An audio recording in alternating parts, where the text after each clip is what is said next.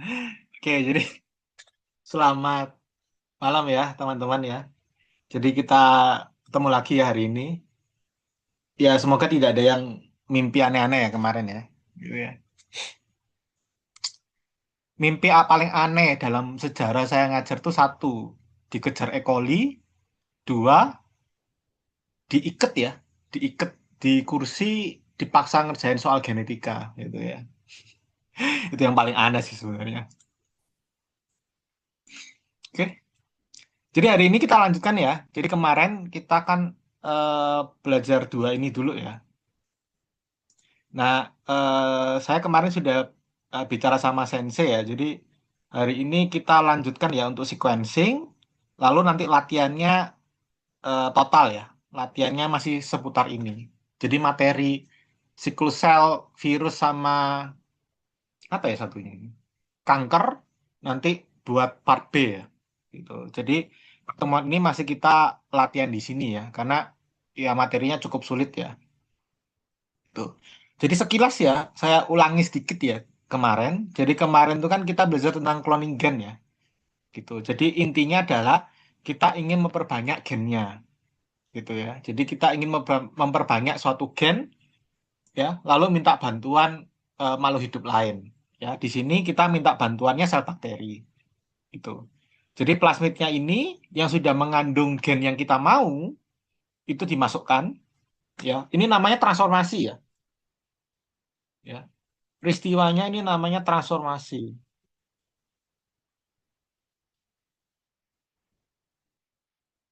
Ya. Jadi si bakterinya ini ya, ini eh, kita buat agar ada plasmid yang masuk ya ke dalam bakterinya. Lalu kita tumbuhkan di dalam suatu media ya, ya. Jadi seiring bakterinya ini membelah, ya, plasmidnya ini juga membelah. Jadi dia ini akan membawa gen yang kita mau, ya. Makanya namanya cloning gen ya. Jadi memperbanyak gen.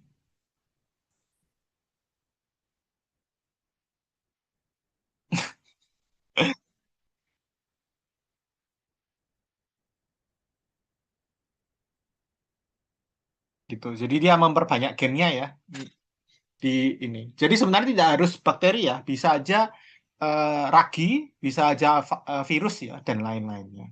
Gitu. Cuma yang memang paling mudah itu kan memang ini ya bakteri memang.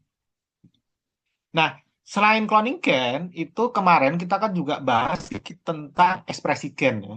Gitu. Jadi tujuannya kita membuat plasmid rekombinan itu selain memperbanyak gennya, itu juga titip ekspresi gennya. Ya.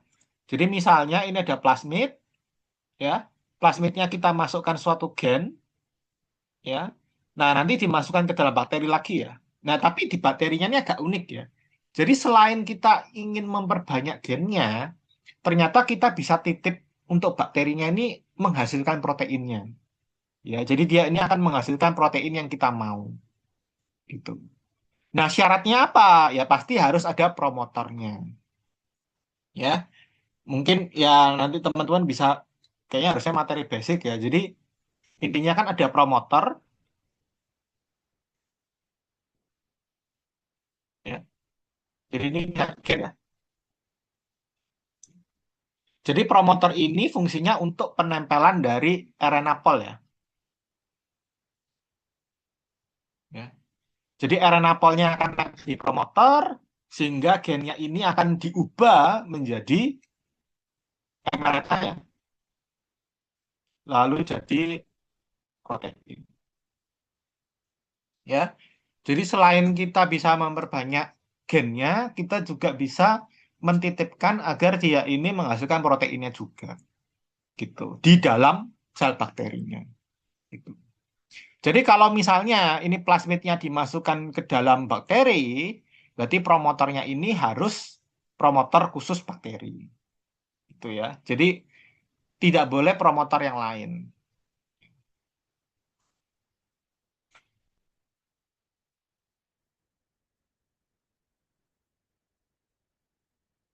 Nah, ini ada pertanyaan. Kalau ragi gimana? Ragi itu punya plasmid. Ya, kalian bisa cari nanti. Ragi itu punya plasmid. Ya. Jadi Ini harus tahu ya, ragi itu punya plasmid loh ya. Tapi plasmidnya beda, ya. Plasmidnya beda. Kalau makanya saya bilang ya plasmidnya tergantung. Ya ini kalau dimasukkan ke bakteri ya plasmidnya pakai plasmidnya bakteri. Kalau dia itu ke ragi, ya jamur, ya plasmidnya pakai plasmid khusus jamur. Ya, berarti promotornya itu nanti dikenali oleh RNA pol dari jamur. Gitu. Ya, jadi jangan kebalik ya. Gitu. Jadi kalau kita masukkan ke ragi ya plasmidnya ya khusus memang beda. Ya, ragi kamir tuh nama ini ya, apa ya? Nama lain ya. Ya, ragi ya salah satu kelompok ragi terkenal kan Saccharomyces ya. Ya sebenarnya ada keuntungannya ya. Ketika kita memperbanyak di ragi itu sebenarnya banyak keuntungan. Kenapa? Karena dia itu eukariot ya. Benar ya? Ragi atau yeast itu kan eukariot. Jadi dia itu punya ini ya. Jadi ragi itu kan yeast ya. Dia eukariot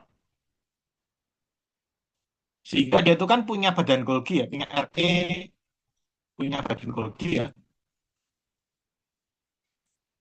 Sehingga dia itu bisa melakukan proses macam-macam. Ya, contohnya adalah glikosilasi. Itu penambahan gugus gula. Ya, karena kalau di bakteri kan dia nggak punya RE sama badan Golgi ya. Gitu. Jadi kalau kita titip memproduksi protein di bakteri itu ada hambatannya. Salah satunya dia nggak punya RE sama badan Golgi. Nanti repot memang. Nah, di sini contohnya adalah kemarin kan kita juga belajar SDS page ya. SDS page. Jadi fungsi dari SDS page itu adalah kita ingin mengecek proteinnya. Ya. Misalnya proteinnya ini ya proteinnya kita mau cek ada nggak ya. Jadi misalnya di sini adalah gambar dari hasil SDS page ya. Itu. Kemarin kan gambarnya agak gambar ini ya ilustrasi ya, jadi nggak kelihatan ya. Jadi ini misal contoh adalah gambar asli dari SDS page ya. Dia berwarna biru karena pewarna dari proteinnya yang dipakai adalah ini ya komasi blue ya. Jadi pewarnanya biru. Singkatan dari SDS itu apa kemarin? Jadi SDS itu kan deterjen ya. Page itu singkatannya adalah poliakrilamid gel elektroforesis ya. Gitu. Jadi dia melakukan elektroforesis menggunakan polimernya poliakrilamid gitu. Kalau teman-teman belajar tentang elektroforesis DNA, itu kan dia pakai gelnya agarosa ya. Umumnya agarosa. Tapi kalau protein itu pakai poliakrilamid. Ya. Jadi kemarin ya kita sedikit review ya. Jadi kita pakai SDS itu fungsinya adalah supaya proteinnya itu jadi bermuatan negatif. Ya, karena protein itu kan bisa negatif, positif, bisa netral. Jadi kita samakan semua ya, dia harus jadi negatif. Ya, sama rata. Kemudian biasanya kita denaturasi ya. Jadi SDS itu kan akan mendenaturasi proteinnya. Jadi proteinnya akan jadi lurus. Gitu. Akibatnya apa? Kalau dia semua proteinnya lurus, pergerakannya itu sama semua. Ya, jadi yang membedakan mereka bergerak itu cuma satu, yaitu ukurannya aja. Ya, jadi panjang dari asam aminonya. Karena bentuknya sudah kita bikin lurus. Nah, di sini misalnya ini M ini adalah marker ya. Jadi ini adalah protein-protein yang sudah kita tahu ukurannya. Ya. Ini misal ya. Ini saya tadi ambil dari internet aja sih. Jadi ini misalnya dari bakteri wild type. Ya. Lalu yang ini bakteri rekombinan ya.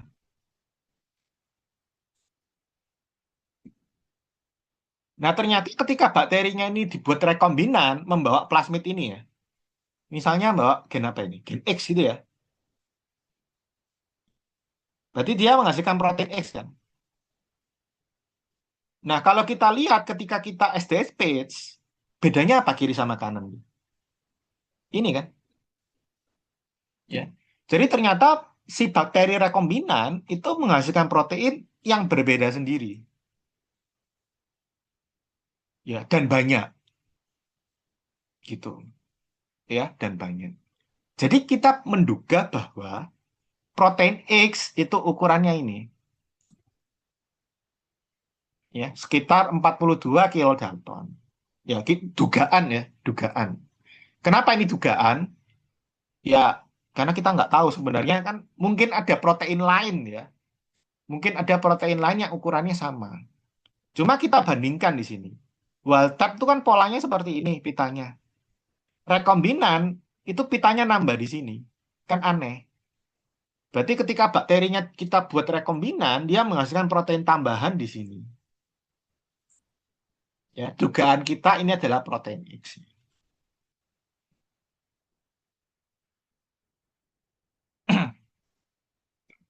Cuma kembali lagi SDH-PAGE itu tidak spesifik ya. Jadi sebenarnya kalau ditanya, ini protein apa?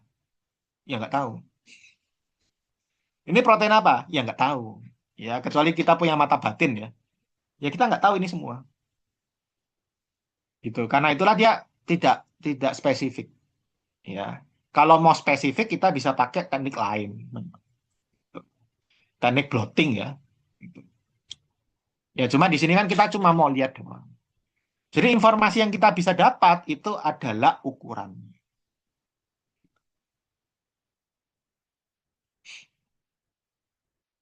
Oke? Ada yang mau ditanyakan? Kalau tidak ada, saya tanya. Saya tanya. Jadi kalau nggak salah itu ya, ada di soal tahun berapa OSK, dia nanya gini. Misalnya, saya punya protein A, itu nanti nempel sama protein B. Gitu. Saya mau ngecek, mereka ini nempel apa enggak? Saya pakai SDS page. Bisa nggak? Apakah saya bisa membuktikan bahwa A sama B itu nempel dengan SDS page? Bisa nggak?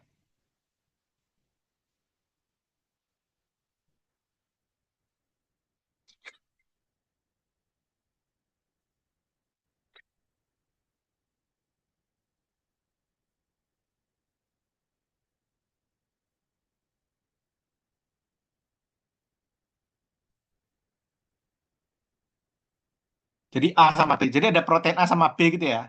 Jadi di dalam sel ada protein A sama B. Kamu penasaran, A sama B nempel nggak? Lalu dibilang, kita bisa cek mereka nempel apa tidak pakai SDS page. Bisa nggak? Ini kebanyakan jawabnya apa ini? Bisa, bisa, bisa, bisa, enggak. Ya, hati-hati ya. SDS page itu ada kata SDS. Berarti ada deterjennya. Gitu. Jadi ketika kita ini ya, misalnya ya, ini misal ya. Jadi saya bikin ini ya, simulasi lah. Ini saya buat ini ya, gelnya. Saya masukin protein A, muncul satu pita. Lalu saya masukin protein B, hasilnya ya satu pita. Nah, sekarang saya masukkan protein A dan B, apa yang terjadi? Kita kan mau membuktikan mereka nempel nggak? Kalau nempel, harusnya kan pitanya jadi apa? Logikanya. Kalau A sama B benar-benar nempel, apa logikanya? Pitanya akan jadi satu dan lebih berat. Harusnya ya, benar nggak sih logikanya gitu? Seandainya memang mereka nempel, itu kan harusnya mereka akan bersatu jadi satu pita yang lebih berat. Gitu. Logiknya seperti itu.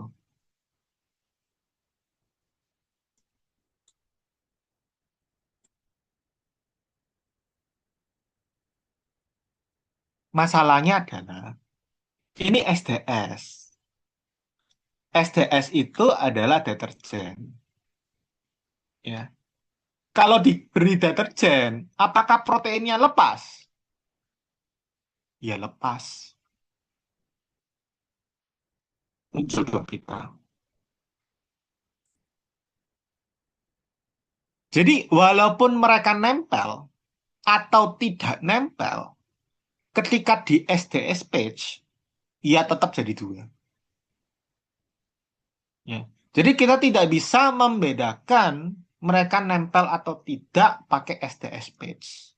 Kenapa? Karena SDS ya ataupun umumnya ya, umumnya SDS page itu akan melepas semua ikatan protein, struktur sekunder, tersier, kuartener. Jadi lepas semua umumnya.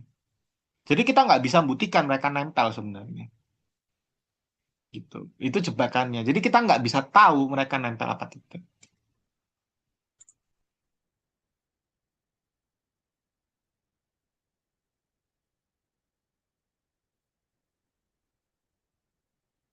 Iya, jadi deterjen itu peranannya untuk ini ya, meluruskan ya.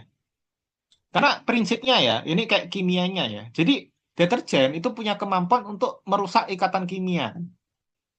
Gitu. Jadi kalau ada protein nempel, ini kan ikatan, misalnya ikatan hidrogen atau ikatan apalah. Ya kalau dihantam sama deterjen, lepas ya, lepas ini. Gitu. Nah nanti ada yang tanya, lah berarti harusnya jawabnya pakai apa? Ya sudah, kita melakukan elektroforesis protein tanpa SDS. Karena itulah muncul yang disebut dengan SDS page. Ada juga istilahnya page ya. Beda. Ini bukan salah ketik loh ya. Awas ya. Ini bukan salah ketik. Beda. SDS page dan page itu beda. Kalau page itu berarti elektroforesisnya tidak pakai deterjen. Jadi dia benar-benar ngelihat struktur protein aslinya. Jadi kita tidak luruskan. Ya. Jadi proteinnya ya nempel gitu. Ketahuan nanti. Gitu. Ya, hati-hati ya. Karena itu pernah keluar ya di soal OSK ya. Tiba-tiba dia nanya, bisa nggak kita buktikan dengan SDS page? Nggak bisa. Kita tidak bisa membuktikan mereka nempel atau tidak pakai SDS page. Kenapa? Karena SDS itu pasti ngelepasin mereka. Gitu. Oke? Itu antara ditulisnya page atau nanti dibilangnya native page ya. Sama aja.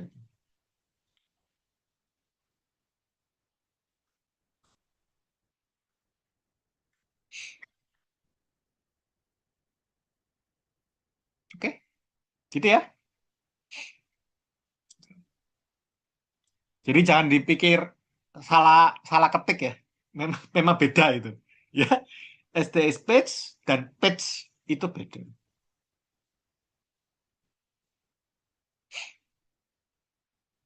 Oke, aman? Ya, ini review sedikit ya masalah kemarin ya.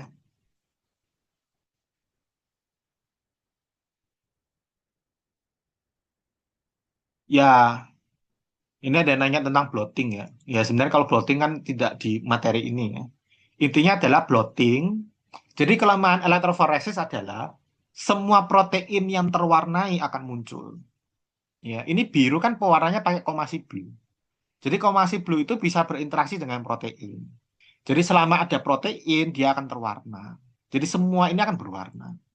Tapi kalau bloating, itu yang muncul warnanya itu cuma protein yang kita mau. Ya, jadi spesifik. Gitu. Itu bedanya ya. Ya, tapi untuk detail ya mungkin di beda tempat ya nanti.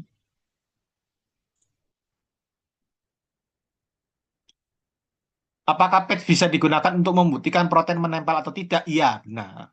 Karena kan tidak ada deterjen. Berarti ketahuan mereka nempel apa enggak. Ya. Kalau kamu mungkin bongkar-bongkar soal Olimpiade ya, itu pernah ada tulisan pakai page gitu ya. Itu kan sebenarnya membuktikan mereka nempel apa enggak.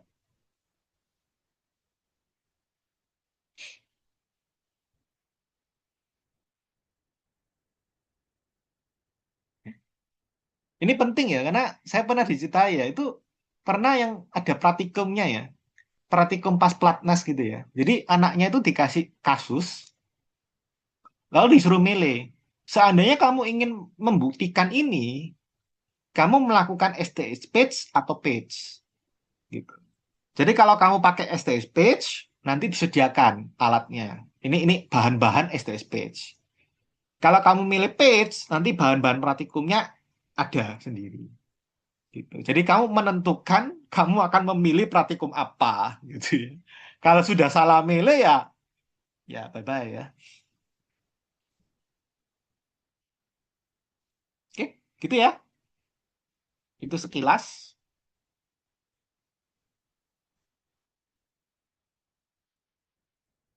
Ya ya kalau ditanya fungsi ya banyak ya sebenarnya ya. Intinya adalah SDS page itu dengan adanya deterjen, semua protein itu strukturnya jadi linear. Jadi kita hanya bisa tahu informasi ukuran doang, ya ukuran doang. Tapi kalau native page itu proteinnya itu native, jadi nggak diluruskan. Gitu. Jadi kita bisa tahu kira-kira dia itu nempel sama siapa, bentuknya seperti apa. Gitu, gitu ya. Ya ini ada yang bilang kalau salah milih sia-sia. Benar sekali. Ya.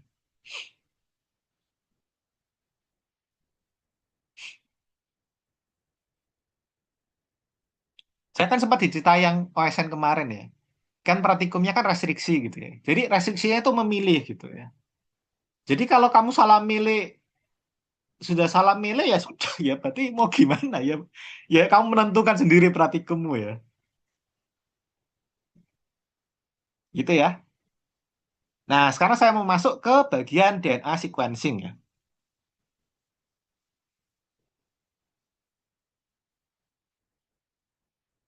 Apa perbedaan STSP sama PAGE? Aduh, ya nanti tonton rekamannya ya. Ini saya ulang lagi, terlalu lama ya. Ini kita belum ke sequencing ini. Sudah saya rekam kan ya? Oh, sudah.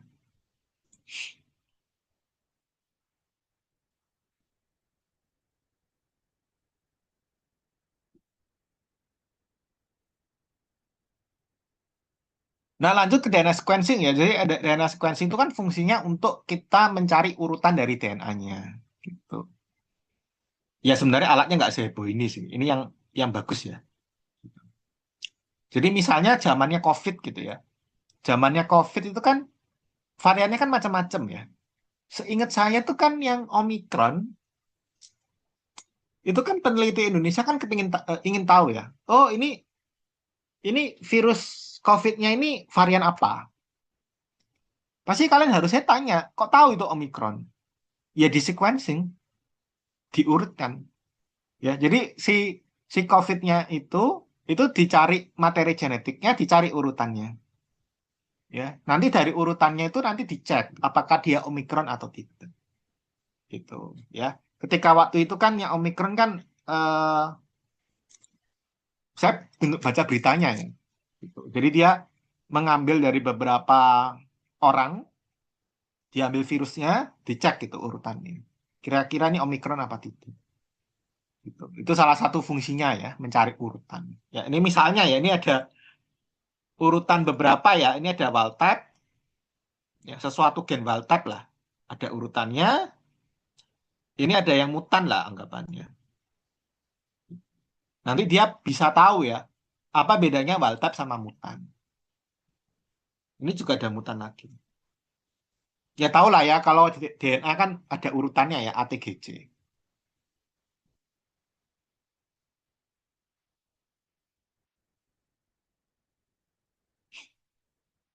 Eh, apa bedanya? Oh, ini ya, ini ada yang berubah ya. Wild type-nya ini C, ininya A ya. Ini C, ini T ya. Berubah dia.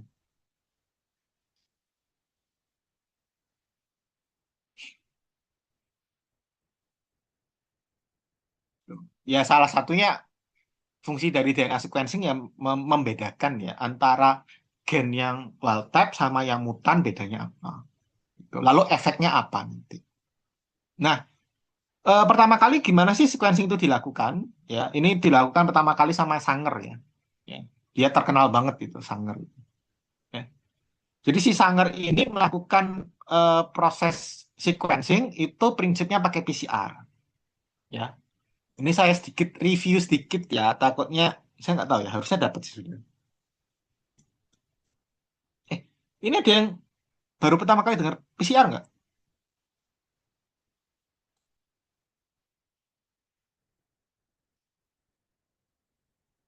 Oh ya pernah ya. Oh syukur ya. Ini bukan singkatan pacar ya. Ini polymerase chain reaction ya ini. Jadi prinsip dari sequencing itu adalah PCR. Ya, jadi dia memperbanyak DNA. Ya. Jadi misalnya ya di sini ada DNA ya. Jadi DNA ini kan sebenarnya bisa kita perbanyak dengan keberadaan DNA pol ya.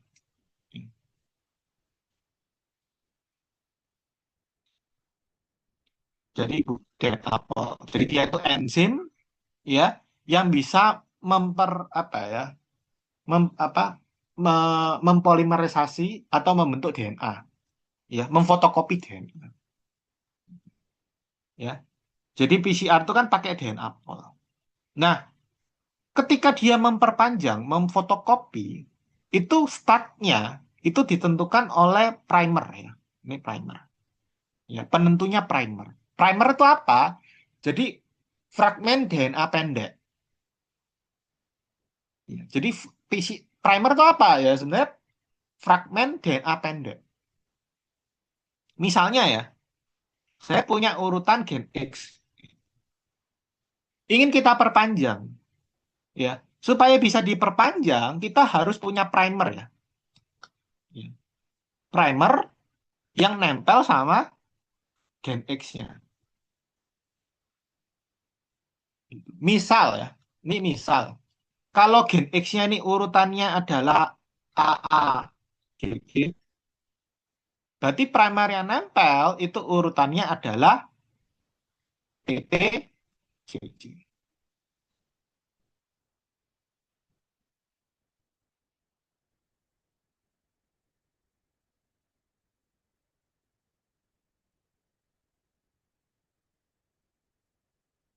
Gitu ya. Jadi primer ini akan menjadi start dari proses perbanyakan DNA-nya.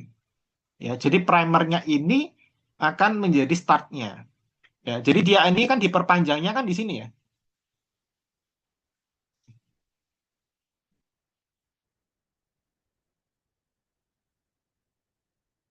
Makanya PCR itu syaratnya kita harus punya primernya. Ya. Jadi syarat kita melakukan PCR, kita harus punya primernya dulu. Supaya tahu primernya, kita harus tahu urutannya dia. Ya, ini urutannya dia. Ini akan menentukan di mana dia akan difotokopi. Nah, ini dipakai prinsipnya sama si Sanger. Keren ya penelitiannya ini. Ya. Jadi proses sequencing itu memakai prinsip PCR. Nah, ketika PCR itu kan bahan baku dari DNA itu adalah namanya DNTP ya. Bahan bakunya adalah DNTP S ya. Ini bahan bakunya DNA ya. Jadi ini yang bawah ya. Ya. Jadi di bawah ini adalah bahan baku dari pembentukan DNA ya. DNTP ya. Keunikan dari DNTP itu apa? Ini ya. C nomor 2-nya itu ketempelan sama H. C nomor 3 OH, ya. DNTP seperti itu, ya. Nah, C nomor tiganya ini disebut dengan ujung tiga, ya. Ini yang berperan dalam ini ya, pembentukan DNA-nya.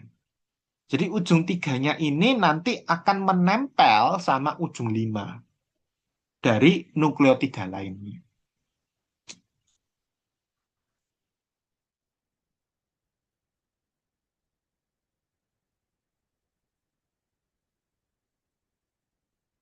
Ya, itu kan primer di dalam sel ya. Kalau primer di dalam tubuh itu RNA. Ya. Jadi di dalam tubuh kita perbanyakan DNA ya itu memakai primer RNA. Kenapa? Karena kita sebagai makhluk hidup yang bisa membentuk primernya itu hanyalah enzim yang basisnya RNA. Dia membentuk RNA. Itu penting loh ya. Itu kan kadang-kadang kan ditanya kan. Kalau di dalam makhluk hidup itu primernya pasti RNA. Kenapa? Karena tubuh kita itu hanya bisa membuat primer itu dari RNA pol. Ya. Primase itu kan sebenarnya RNA pol ya. Sebenarnya primase itu kan sebenarnya RNA pol. Sebenarnya dia menghasilkan RNA sebenarnya. Gitu. Nah, tapi ketika kita melakukan PCR atau kita melakukan sequencing, primer yang kita digunakan itu DNA. Gitu, langsung. Kenapa? Ya, karena kan kita buatnya dari pabrik. Ya. Ini ada yang nanya primernya buat dari mana ya dari pabrik. Jadi ada alatnya. Jadi ada alat kimia yang punya kemampuan untuk memproduksi primernya langsung. Jadi langsung aja kita buat DNA. Gitu. Jadi yang aneh itu memang di dalam tubuh kita ya. Jadi dia itu membuatnya dalam bentuk RNA. Oke, jadi ini primernya DNA loh ya.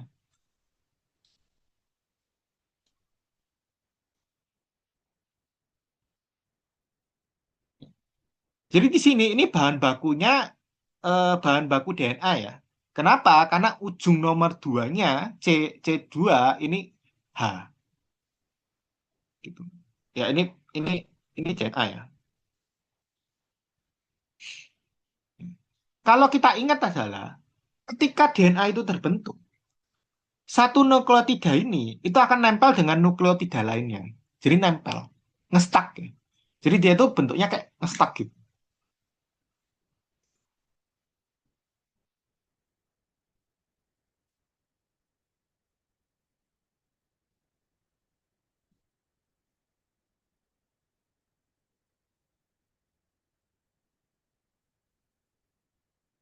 Saya carikan gambarnya.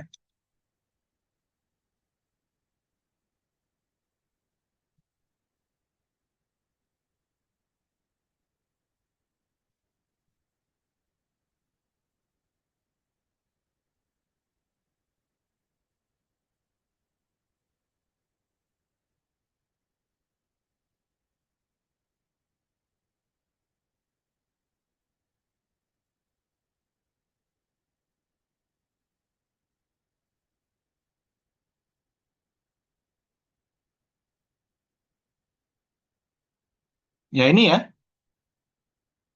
ini. Jadi ini kan DNA ya. Jadi ini ada ujung tiga, ya. Ujung tiganya ini adalah OH tadi, hidroksil. Ya. Ujung tiga ini akan bertemu dengan nukleotida lain, ujung lima, fosfatnya. Ya. Jadi ujung tiga ini harus bertemu dengan ujung lima melakukan reaksi kimia. Ya. Hidroksil ketemu fosfat. Ya. Ini bereaksi sama ini. Ini lepas nanti. Ini lepas ya. Jadi ujung tiga ketemu ujung lima. Ini lepas. Berarti gugus hidroksil di C nomor tiga itu penting banget. Penting banget.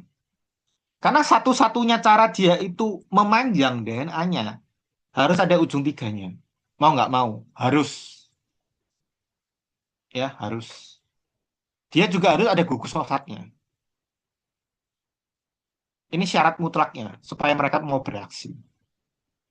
Gitu. Nah, kerennya dari si Sanger ya, si Sanger itu membuat bahan baku DNA, tapi dimanipulasi sama dia. Dia memanipulasinya gimana? Dia membuat bahan baku DNA, tapi ujung tiganya ini hilang OH-nya. OH-nya diganti. Lihat ya, ini kan DNTP, ini ada OH. Ini dihilangin OH-nya, jadi H. O-nya hilang.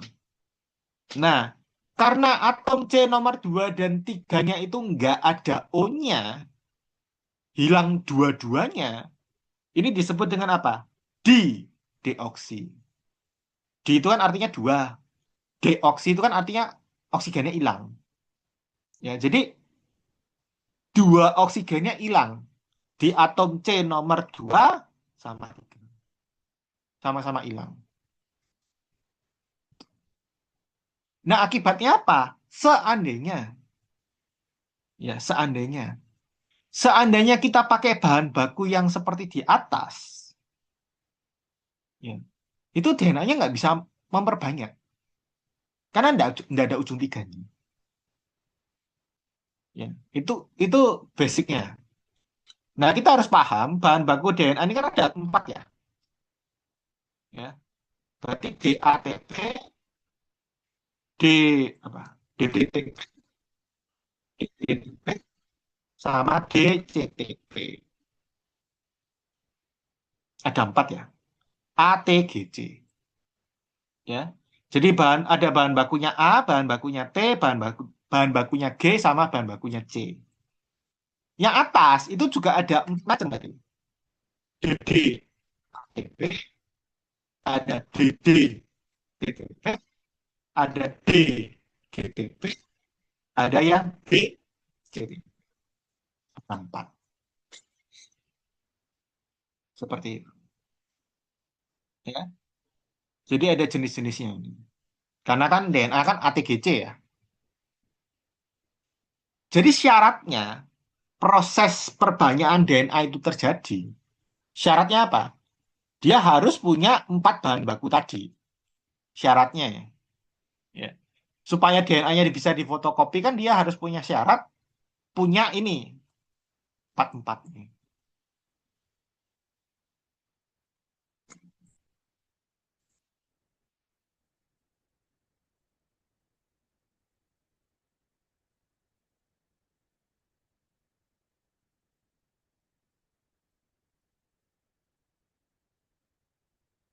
Ini lupa ya. Ya, D-nya double ya. Ini ada yang nanya, kenapa kok primernya pakai DNA? Satu, ini dilakukan di luar sel. Ya, ini dilakukan di luar sel. Seandainya ini pakai RNA, RNA-nya kan nanti hancur. Siapa yang mau gantikan? Nah, repot. Ya. Jadi kalau kita pakai, jadi di dalam sel itu primernya RNA itu nggak masalah. Kenapa? Karena RNA-nya nanti bisa diganti. Mekanismenya ada. Tapi di luar sel, kalau kita pakai primernya RNA itu ribet. Ya. Kenapa nggak langsung aja primernya DNA? Selesai. Untuk apa ya, mempermudah lah sebenarnya. Ya. Jadi ini DNA loh ya, primernya DNA. Oke, gini ya. Jadi sini. Jadi seandainya, ya seandainya kita melakukan PCR, perbandingan ini, tapi kondisinya ada empat-empatnya, 4 ini. DATP, DTP, DGTP, sama DCTP. Apa yang terjadi? Ini akan diperpanjang sampai habis. Ya kenapa? Ya karena bahan bakunya ada semua. Gitu, sampai selesai. Cuma seandainya, ini saya ganti. Ini seandainya ya. Bahan tadi ini saya ganti. Saya ganti jadi ini DD ATP. Apa yang terjadi? Jika A-nya masuk, ini ya, ini jika A-nya masuk, jika DD ATP-nya masuk, apa yang terjadi? Berhenti.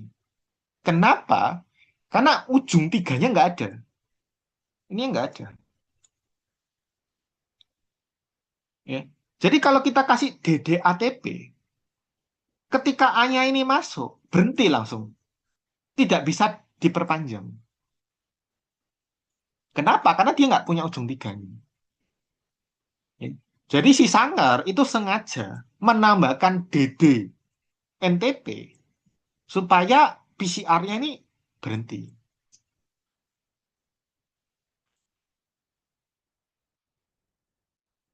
Gitu. Ya, itu prinsipnya. Ya, itu prinsipnya dari si Sanger. Gitu. Nah, masalahnya adalah ini kerennya Sanger ya. Kalau kalian pertama kali baca Sanger tuh harusnya keren ya. Kok kepikiran gitu. Dia tuh membuat suatu apa ya cara yang menarik gitu ya.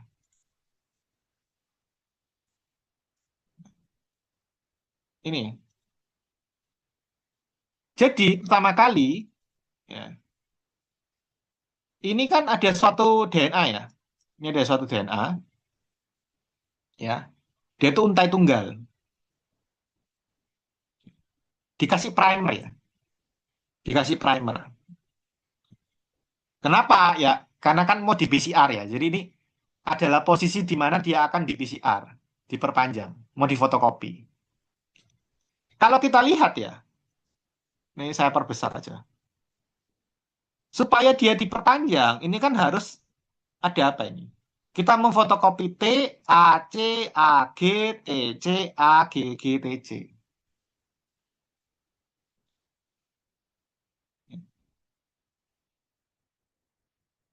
Ya, ini saya salin lah di sebelah kanan. Jadi apa ya? C, G, T, A, T, A, C, A, B, C, A.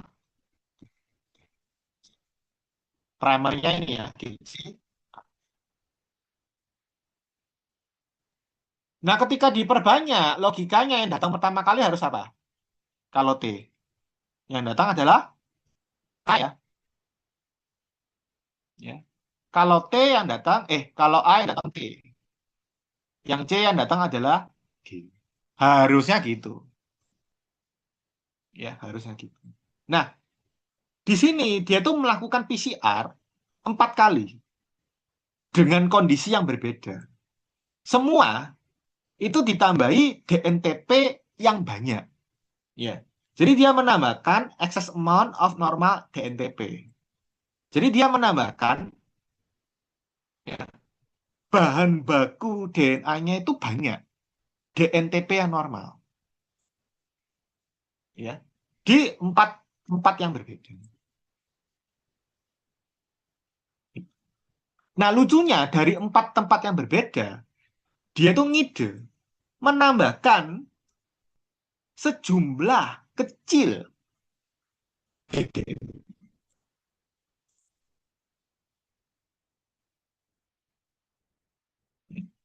Sejumlah kecil DNTP. Contoh ya,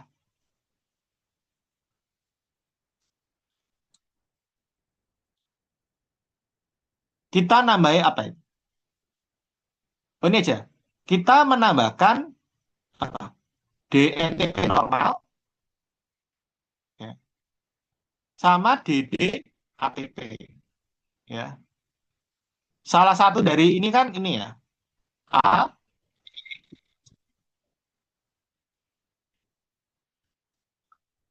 yang T ini kan bisa ketempel sama siapa? A sini ya. Ini nempel seret normal. Setelah itu T-nya nyambung. Nah, masalahnya adalah ketika ini dicampur DDATP, ada kemungkinan DDATP-nya balap si A-nya ini nempel. Ketika A-nya ini nempel di sini, selesai sudah. Dia nggak bisa memanjang. Kenapa? Karena DDNTP ketika nempel selesai, nggak bisa diperpanjang lagi. Jadi ada dua kemungkinan. Kemungkinan pertama, ketempelan yang normal atau ketempelan yang rusak. Bukan rusak ya, yang nggak memang bisa memperpanjang. Jadi kalau ini ketempelan di DATP, ya berhenti. Masalahnya, kalau A-nya yang normal nempel, ya lanjut. Lanjut. Nah, artinya apa?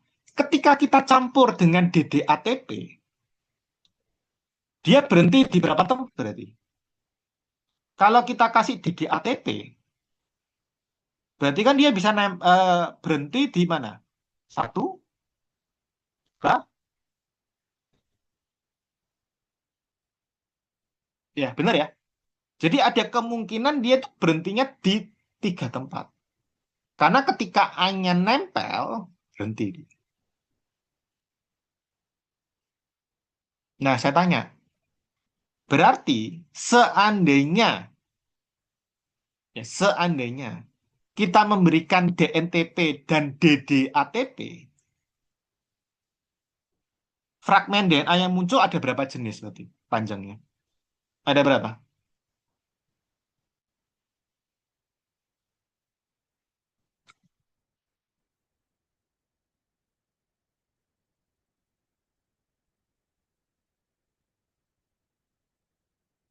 Jadi ada tiga kemungkinan mereka berhenti di situ. Ya. Jadi DDATP kan nempelnya sama P ya. Jadi ketika dia nempel, dia itu berhenti. Jadi kemungkinannya fragmen DNA yang muncul ada berapa kemungkinan ini?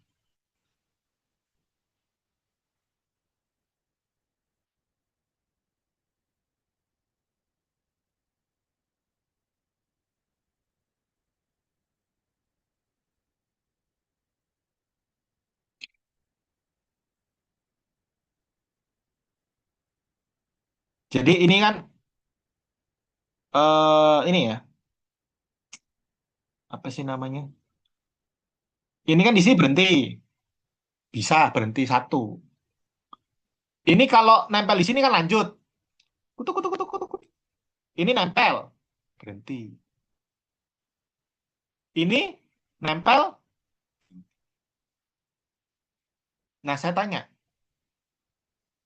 mungkin nggak tiga-tiganya nggak berhenti?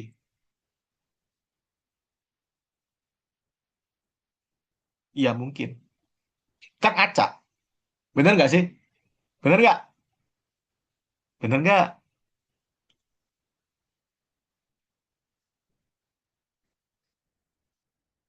Ya udah.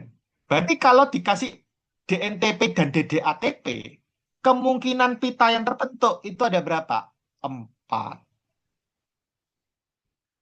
Di mana aja?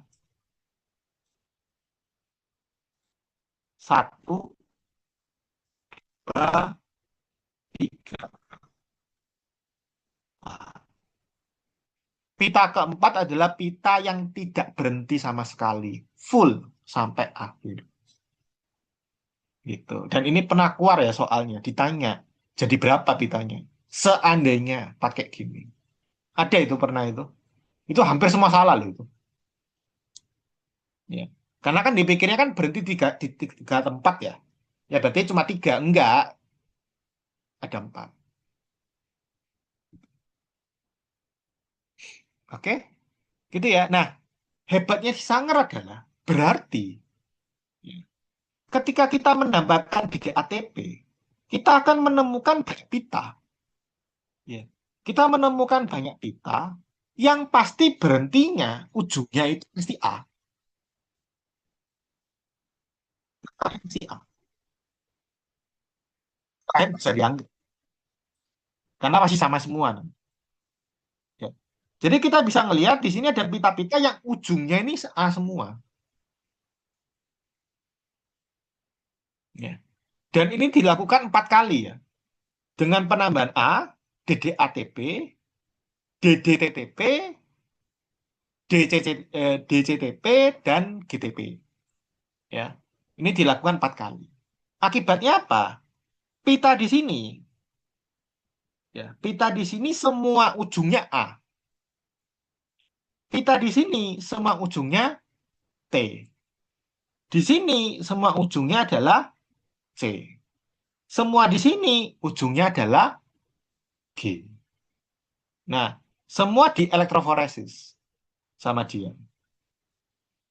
Nah, berarti pita yang paling bawah itu kan pita yang paling kecil ya, paling pendek. Ini yang paling panjang. Artinya apa? Pita yang paling pendek ujungnya apa? A. Pita pendek terdua ujungnya T. Pita pendek ketiga ujungnya G. Jadi kita bisa nebak ujungnya ini urutannya apa? Ya. Karena itulah kita bisa menemukan ujungnya ini. Ya. Jadi ujungnya nempel setelah primer itu ketahuan.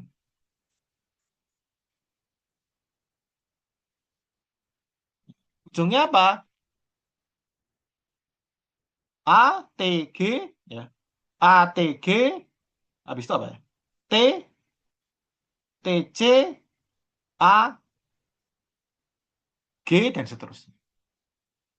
Ya. Kerennya Sanger itu gitu. Jadi dari gelnya ini kita bisa tahu urutan setelah primer ini apa. Gitu.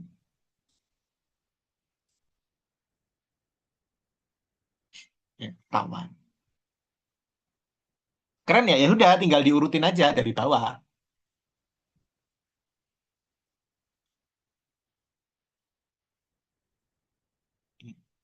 Nah, karena dia memperpanjangnya ya. Primer itu kan perpanjangan dari 5 ke 3 gini kan. Ya. Jadi di bawah kita bisa tahu ujungnya. Jadi ini ujung 5 langsung A, B, apa? C, A, apa ini? G. Ya udah tinggal diurutin aja dari bawah ke atas. A, T, G, T, C, A, G.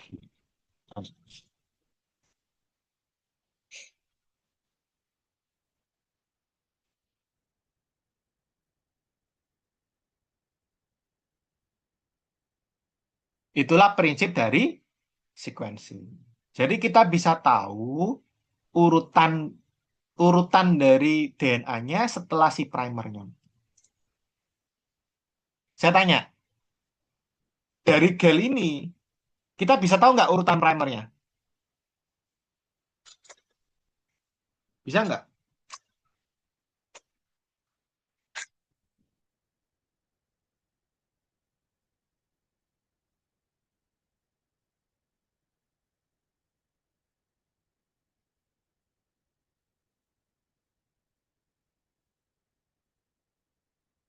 Ya nggak bisa dong.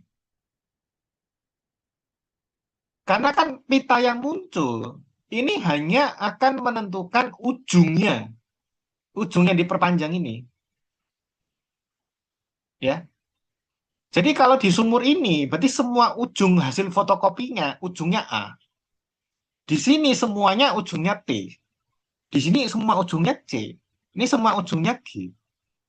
Itu adalah hasil fotokopi dari si primernya.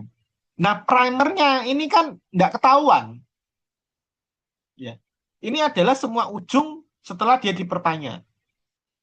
Berarti urutan primernya nggak tahu, nggak akan tahu. Kita hanya tahu urutan setelah si primer. Ya, primernya kita nggak bisa. Ya. Nah, ini dikerjakan dari bawah ke atas. Dibaca.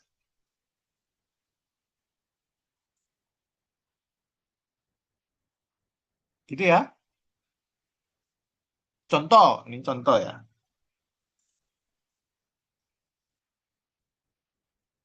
Aduh, jangan. Contoh ya. Jadi ini misalnya ada sequencing DNA ya. Ini wild type ya. Berarti kita bacanya dari bawah ke atas ya. Berarti ini dari ujung 5, ujung 3. Ujung 5 berarti itu apa? A, T,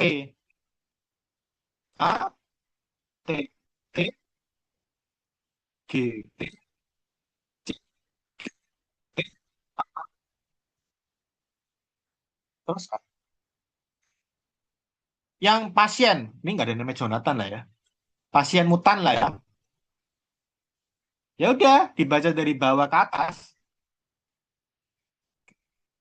Berarti apa nih? A, T, A, G, T, G, T.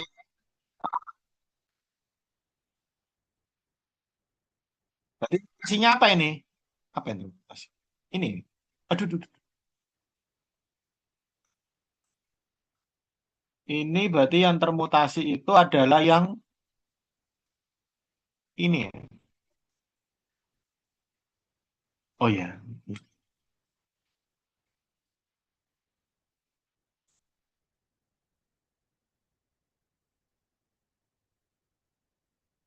tebak Aki Sanger. Ya nggak tahu ya. Kadang-kadang tuh ketika saya baca, seharusnya ya kalau kalian baca buku Campbell atau buku-buku yang dia tuh jelasin penelitiannya orang ya, harusnya kalian terkagum ya. Orang dulu tuh kok bisa kepikiran mikir kayak gitu. Kerennya itu kan gitu sih. Eh, Sanger tuh harusnya masih hidup loh. Harusnya ya.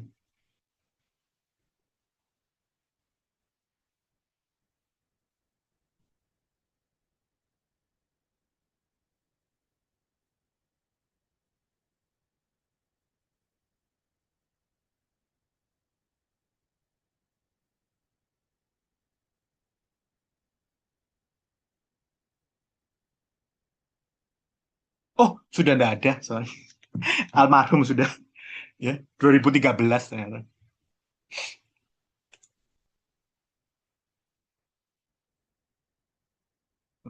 Yang keren tuh kan kalau kalian baca kan kemarin yang siapa? Salah satu co-authornya penemu DNA kan barusan meninggal ya. Jadi dia masih hidup beberapa minggu yang lalu. Jadi biologi molekuler itu sebenarnya penemunya tuh masih banyak yang masih hidup ya. Ilmu baru sebenarnya. Oke, ada yang mau ditanyakan dulu?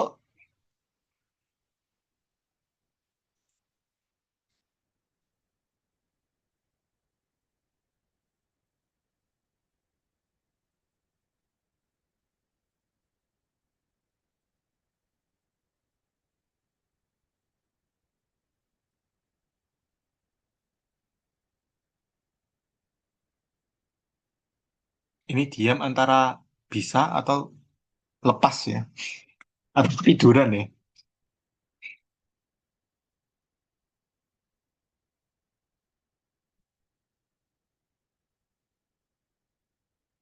Aman. Amannya ketika dijelasin ya. Masalahnya ketika lihat soal itu kan beda cerita ya.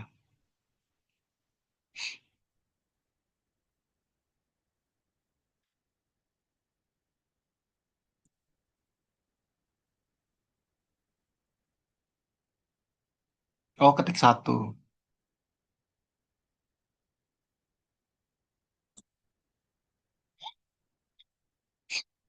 Oke, kalau tidak ada pertanyaan, kenapa harus biosel dulu di awal?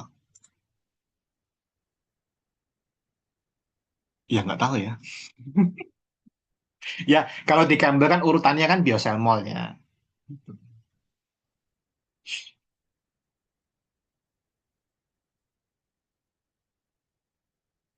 Oke, kalau gitu saya lanjut ke soal ya. Nah, silakan dibaca dulu deh.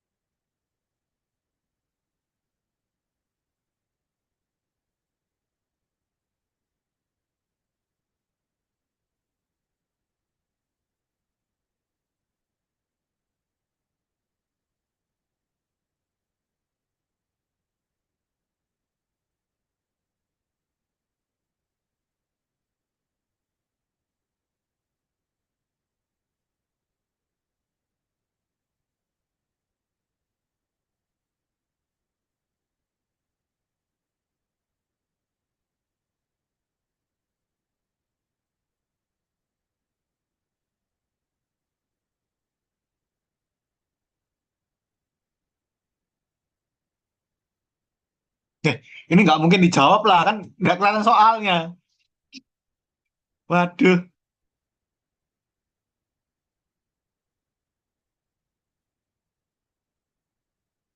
saya tadi pikir kok cepat sekali ngerjainnya. Lah ini soalnya di bawah nggak kelihatan.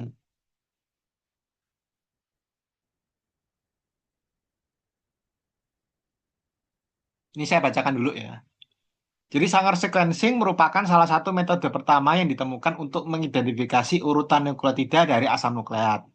Ya, manual Sanger sequencing yang digunakan pada awal penemuannya memanfaatkan dideoxynukleotide ya, DDNTP, yang berlabel radioaktif. Ya, menggunakan prinsip PCR, reaksi sequencing dari satu template dilakukan pada 4 tabung berbeda. Sama ya, 4 tabung. Dengan setiap tabung mengandung DNTP dan salah satu dari 4 DDNTP. Jadi dicampur ya, seperti yang saya sudah jelaskan. Hasil reaksi kemudian divisualisasikan menggunakan elektroforesis untuk memisahkan untai DNA dengan ukuran yang berbeda.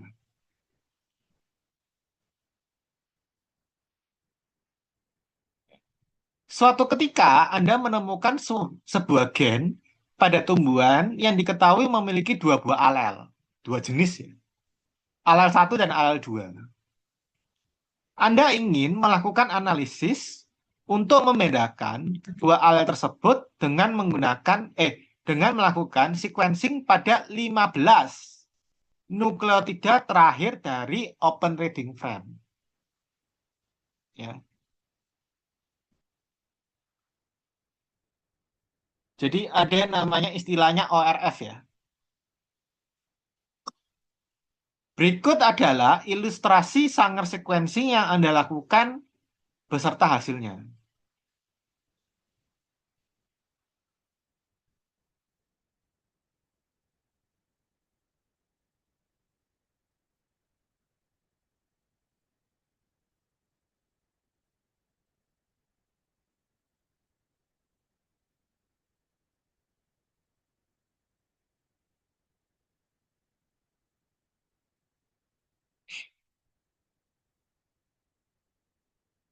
Oke? Nah, kita jawab ini karena sulit ya.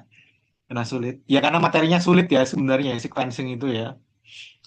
Tapi bukan saya yang nilai loh ya. Yang A. A benar apa salah? Jadi ceritanya ini kita mengambil urutan 15 nukleotida di akhir ORF. Ya. ORF itu artinya urutan di antara start sampai stop.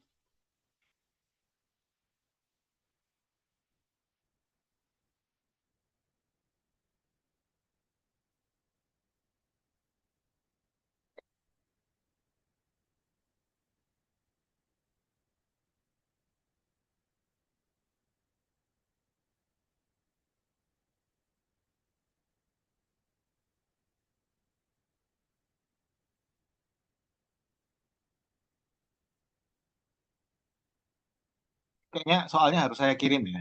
Oke.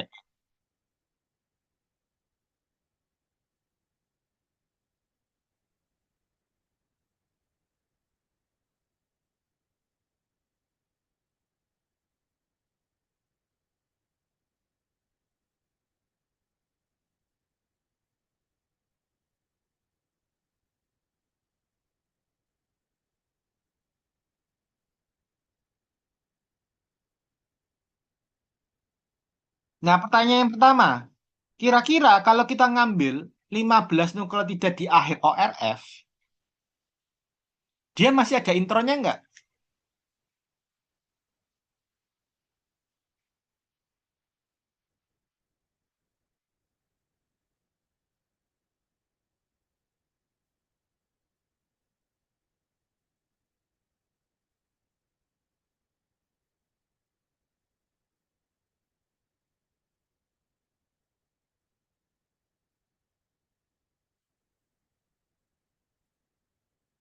Langsung kok diam semua ya?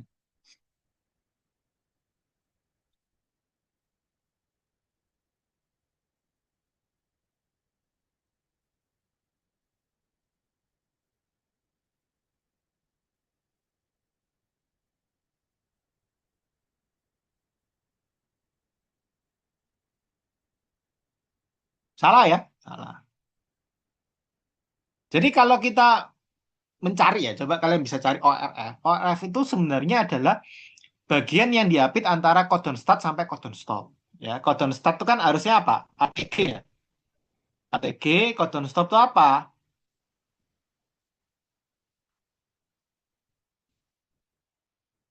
AUG. Ya, stop itu kan ada tiga ya. AA, G. Jadi ORF itu kan di antara mereka. Ya. Jadi bagian dari mRNA yang diapit dari start sampai stop. Ya. Jadi kalau 15 nungkol tidak di akhir ini biasanya sudah bersih tidak ada intronnya. Karena pengertian dari ORF itu sudah tidak ada intronnya. Ya. Jadi salah ya. Jadi sudah tidak ada intronnya, sudah. Jadi intinya semua urutan ya dari antara start sampai stop yang mengkode protein. Gitu. Jadi pure ya. Jadi pengertian ORF itu tidak ada urutan intronnya.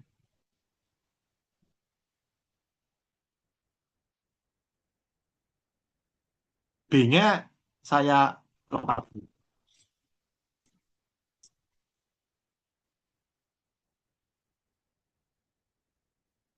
Yang C, bener nggak kira-kira?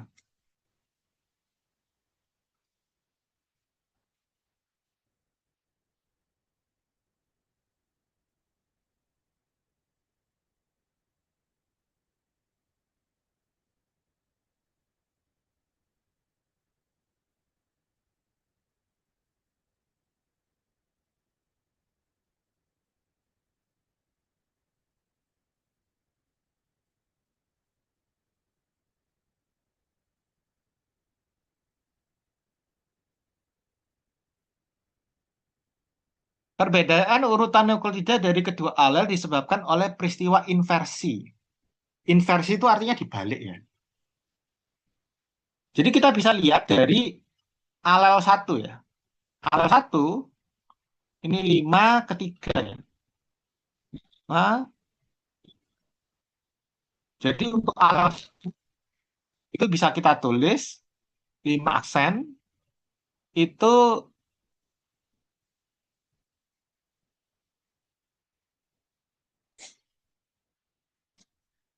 berarti paling bawah dia berinya titik.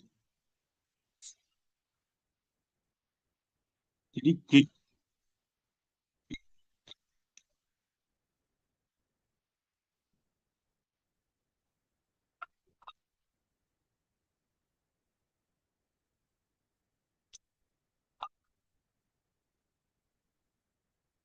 up. Gitu. Biar kelihatan aja sih. C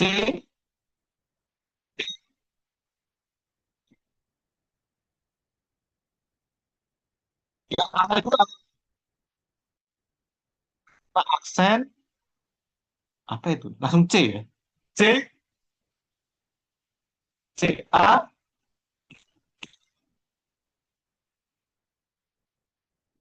C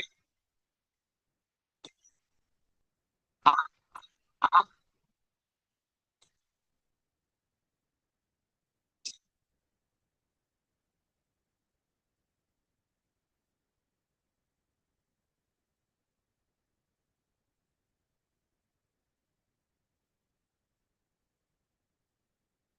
Jadi kalau kita lihat ini yang sama ini ya. Kedua ala samanya ini. Sisanya berubah. Kalau inversi itu kan artinya urutannya kebalik gitu. Coba kita lihat, apakah ini kebalik? Ini jadi ini kebalik? Enggak ya, enggak kebalik.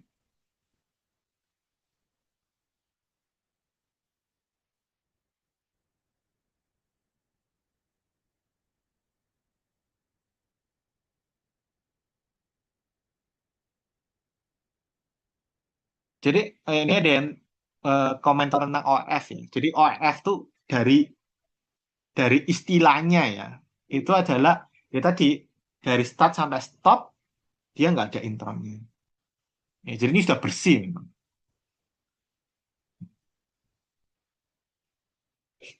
Yang C salah ya, jadi bukan inversi ya, karena ya bukan. Ini kalau dilihat kan kayaknya ada yang hilang, ada yang nambah gitu ya, acak ya, cenderung acak ya. Tapi kalau dibilang inversi salah.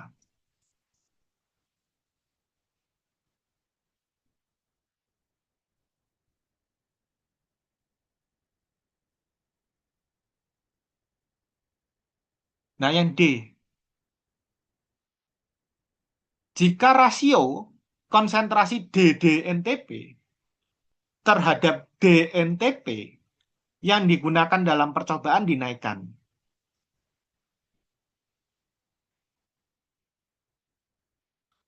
Ya. Jadi ininya banyak kan berarti. Rasio konsentrasi DDNTP terhadap DNTP dinaikkan. Jadi DDNTP-nya jadi lebih banyak daripada seharusnya. Hasil yang muncul terlihat seperti gambar berikut.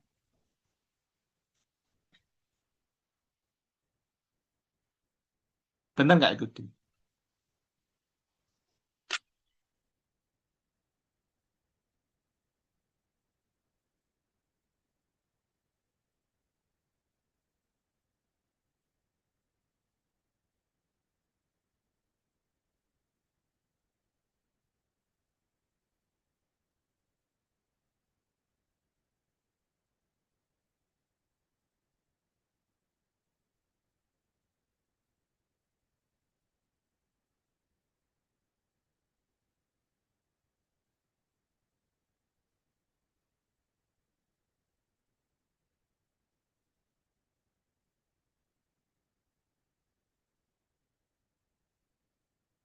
Iya, iya, sudah banyak benar sih. Jadi seandainya ya, DDNTP-nya ini banyak banget. Seandainya ya, lebih banyak daripada seharusnya. Berarti itu kan kemungkinan dia ini akan berhenti, itu kan lebih tinggi. Karena kan dia cepet-cepetan ya. Ini sama ini. Jadi semakin DDNTP-nya ini semakin banyak, ya, dia nempel, berhenti. Akibatnya apa? Semakin DDNTP-nya ini banyak, kemungkinan dia lanjut kan kecil. Jadi fragmen-fragmen yang ukurannya besar harusnya akan semakin sedikit. Benar nggak sih? Masuk ya? Karena kan semakin banyak DDNTP-nya, semakin kemungkinan berhentinya tinggi. Ya, akibatnya apa? Yang besar-besar nggak mungkin terjadi. Kecil kemungkinannya. Jadi akan terbentuk fragmen-fragmen yang kecil aja. Artinya apa? Yang muncul itu harusnya pita yang bawah. Ini malah pita yang besar. Kan aneh. Benar ya? Ini justru muncul yang pita ukuran.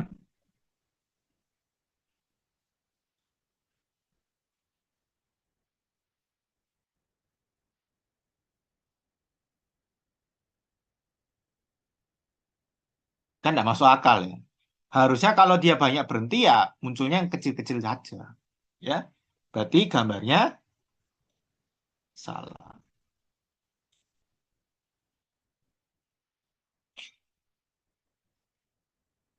Gitu ya.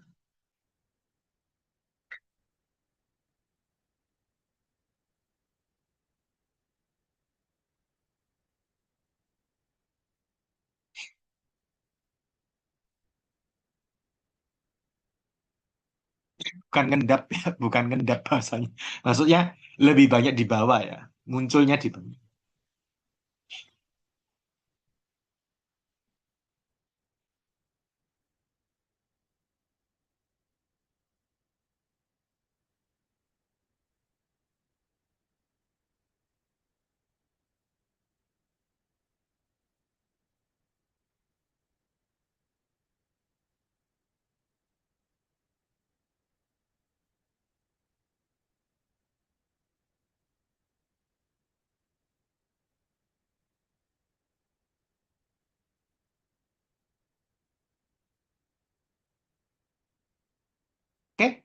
Nah, tantangannya di B ya. Ini saya taruh di terakhir sih. Ini soal tantangan lah ya sebenarnya. Bener apa salah?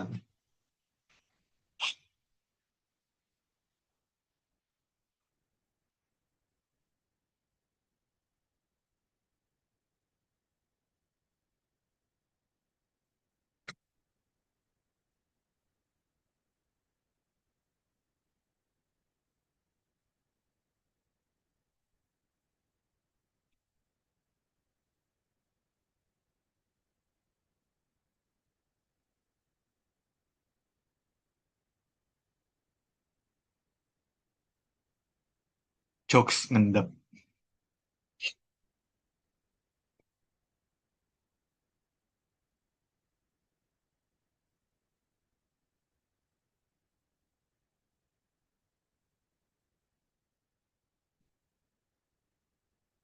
Saya punya jokes ini. Jokes biologi. RNA apa yang suka kopi?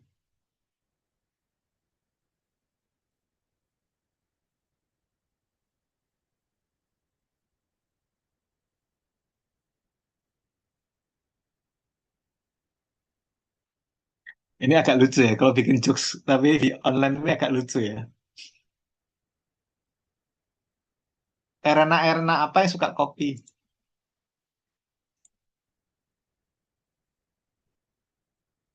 Jessica Mirna.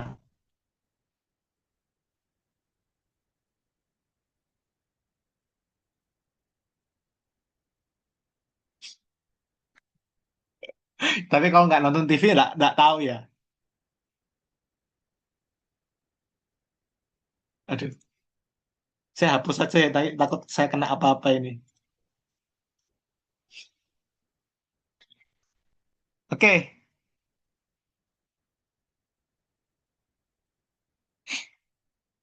yang B ya ini sebenarnya agak menarik ya soalnya ya.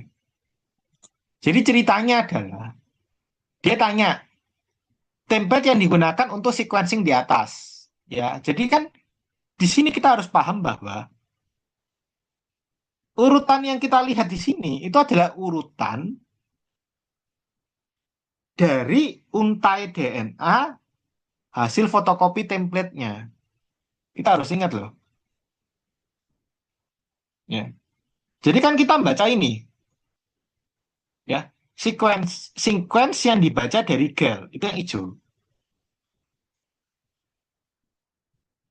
Template-nya itu yang abu-abu. Ya. Template yang kita perbanyak itu yang abu-abu. Nah, di sini kalau kita lihat berarti ini adalah yang kita baca template-nya.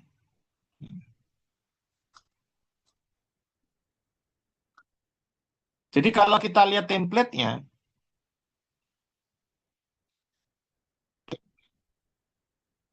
logiknya kan urutannya kan bla bla bla bla bla bla. Belakangnya apa itu? G A G A C C A T ya.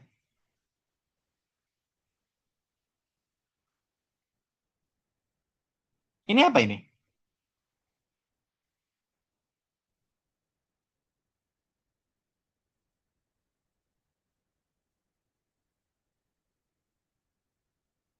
Ini apa ini? TGA ACT ini apa ini?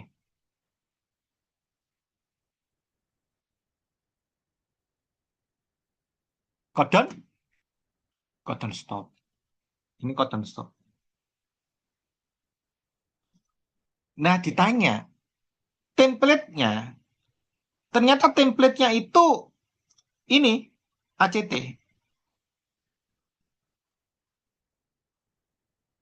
Ya. Kalau kita ingat, kalau kita belajar tentang, ya saya nggak tahu ya di yang basic harusnya sudah ya. Jadi kalau kita belajar ekspresi gen, ya itu kan codon stop. Ini kan UGA ya.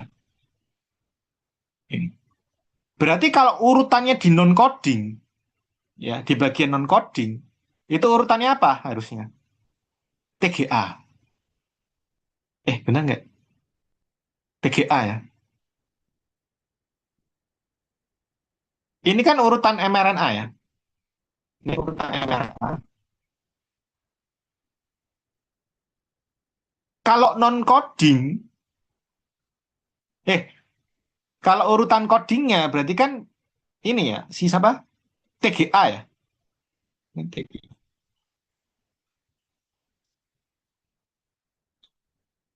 Ini kan urutan codon ya. Ini kan kalau TGA ini kan prinsipnya kalau di pelajaran ekspresi gen ini kan diambilnya dari mana? Untayan yang coding ya. Nah, kalau ini coding ya bawahnya apa? Non.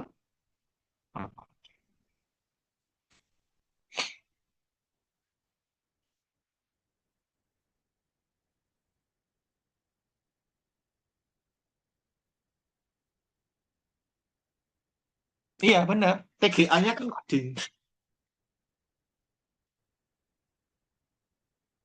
Ini ya coding.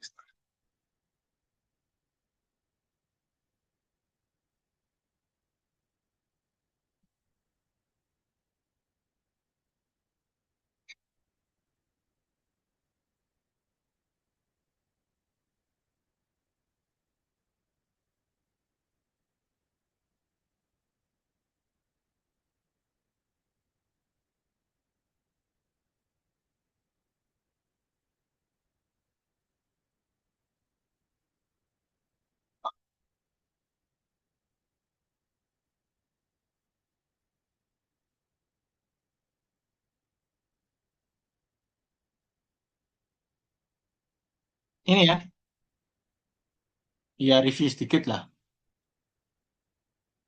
Berarti ini kan codon stop ya.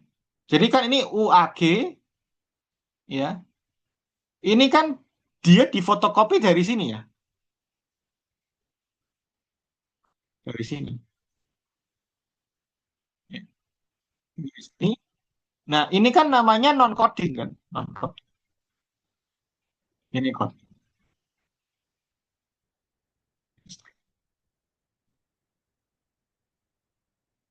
Apa itu maksudnya non apa namanya? Balik, hampir salah. Hampir salah. Ini coding ya, coding strand, ini non coding. Apa sih pengertian coding? Coding strand. Jadi coding strand itu ini ya dari kata coding. Jadi kita bisa melihat ya kode mRNA-nya dari urutan ini.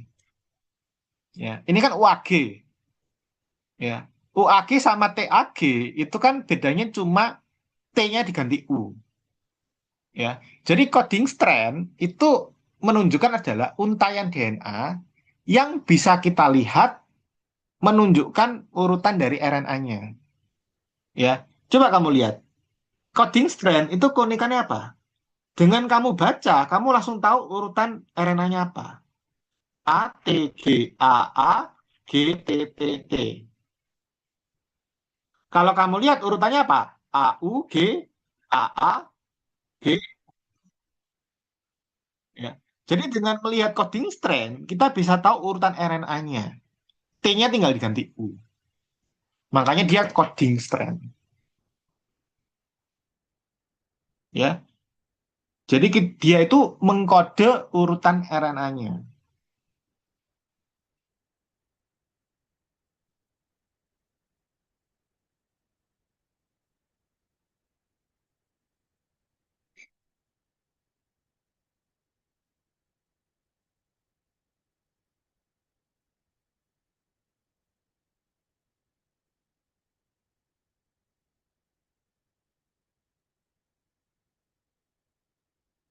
Nah, kalau kita lihat berarti ini. Berarti ini adalah codingnya, ini non codingnya. Berarti template yang dipakai untuk sequencing ini harus dibaca baik ya. Template yang digunakan untuk sequencing, berarti yang ini ya, itu adalah non coding. Ya ini coding.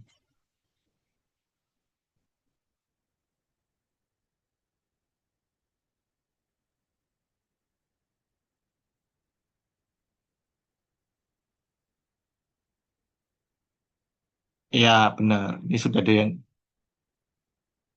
Ini saya ntar ya. Hati-hati ya. Ini dibaca pelan-pelan ya. Template yang digunakan untuk sequencing di atas. Ini kan berhenti. Ini kan subjeknya ya. Berarti kan ini template-nya ya. Ini template yang dipakai untuk sequencing. Ini kalau kita lihat dari masalah gen, dia mengandung ACT. ACT itu kan lawannya TGA, TGA ya. Artinya apa? Ini adalah diambil dari gen.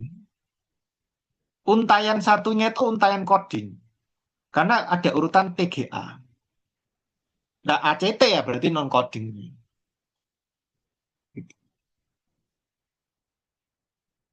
Oke?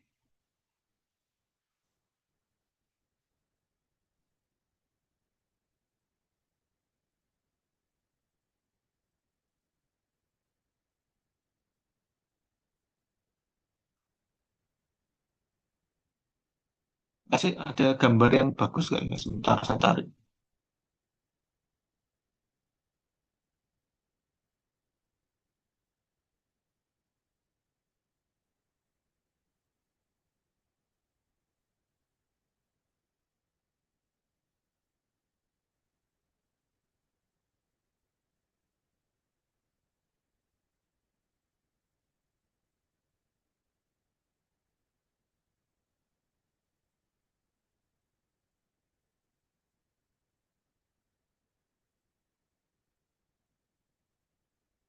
Inilah ya.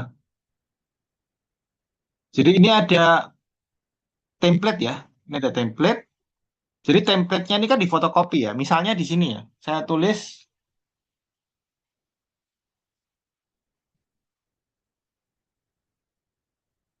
Jadi ini kan RNA ya. Jadi urutan RNA ini akan sama dengan urutannya coding strand. Sama kan? Kenapa sama? Kan intinya kan mRNA urutannya kan ditentukan oleh template ya. Ini bukan template-nya sequencing loh ya. Ini template-nya pembentukan RNA. Nah lucunya untayan satunya itu komplementer sama template-nya. Jadi double. Ini ke sini, ini ke sini. Artinya apa? Ya tadi, si urutan RNA ini akan sama dengan si codingnya. Cuma bedanya apa? T diganti U.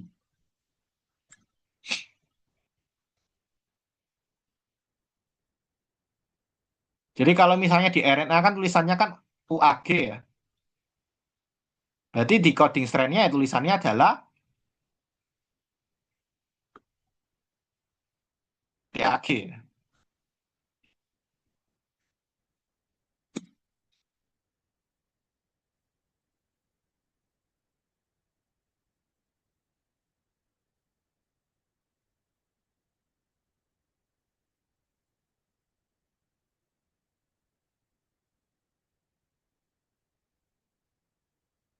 Iya benar tadi saya sempat kebalik ketika coret itu. Tapi sudah saya hapus ya tadi. Oke, gitu ya. Jadi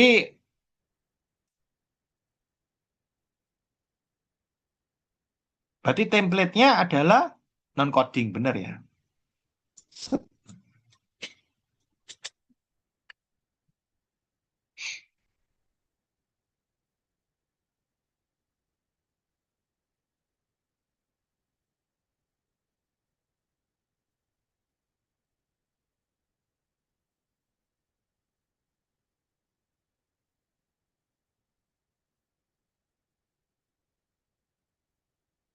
Oke, mungkin ada yang mau dikomentarkan.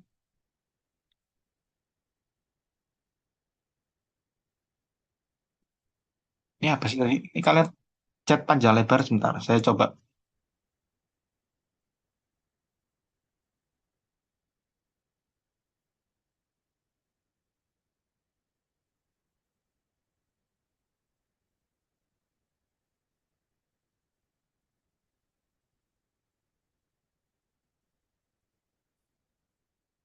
Oke, ada mau ditanyakan dulu soal ini?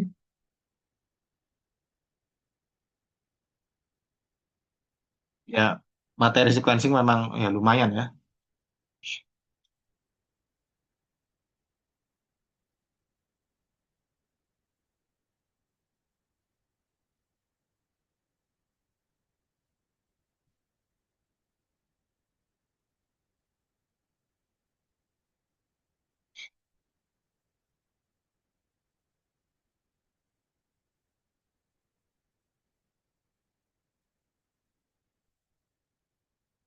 Ini kayaknya banyak yang masuk ini ya. Masa ini ya. SAS ya. Apa UAS ya namanya? Kayaknya harusnya sih.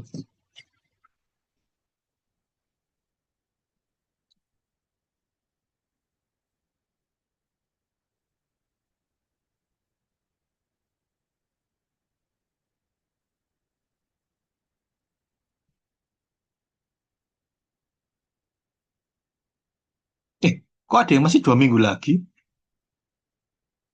Oh, beda-beda ya. Kan beberapa sekolah swasta kan sudah ya.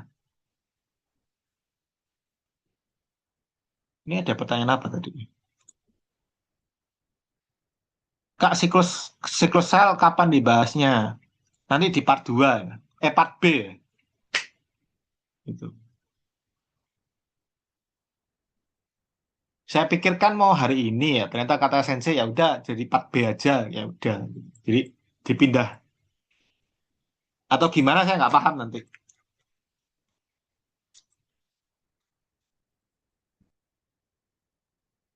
Tapi saya nggak bayang ya. Part A aja sudah kayak gitu ya. Part B-nya nggak tahu kayak gimana itu. Oke. Oh, ada pertanyaan lagi apa tadi? Saya lupa baca ini.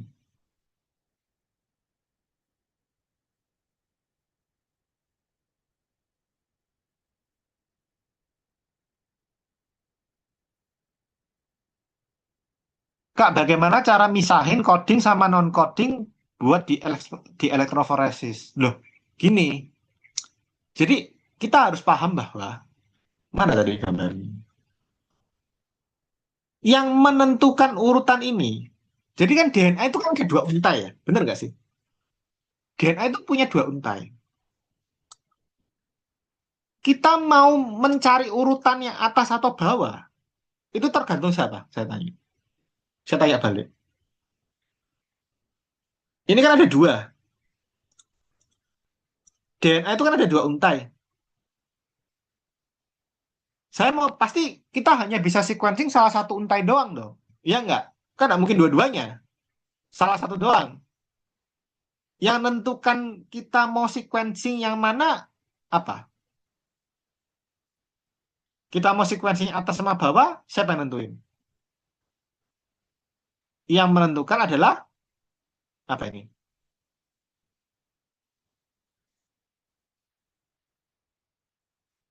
Primernya. Iya nggak sih? Kamu mau sequencing bagian atas, berarti kamu cari primer yang nempel di bagian atas. Lah kalau kamu mau cari urutan yang bawah, ya pakai primer yang urutan bawah.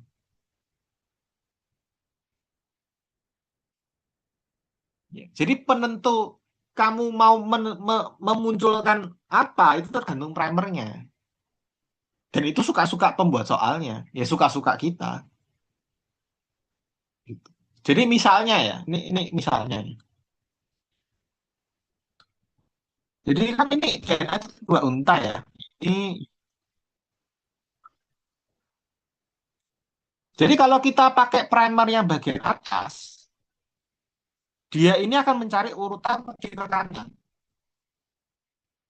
Kalau kita pakai primer yang bawah, ya dia akan mencari urutan.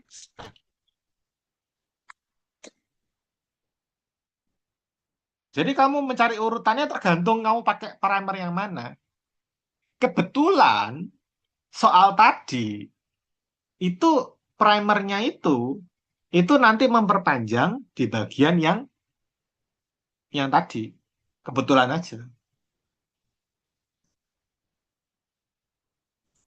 Makanya itu kan pernah ada soal ya di tahun berapa. Dia tuh nanya, boleh nggak saya sequencing dari belakang? Ya boleh. Nggak ada yang larang. Ya, nggak ada yang larang. Kamu sequencing dari bagian belakang ya sama. Cuma kan artinya apa? Kalau kamu sequencing dari belakang, kamu kan dapat urutan yang ini. Kamu sequencing dari depan ya dapat urutan yang depan. Sama aja.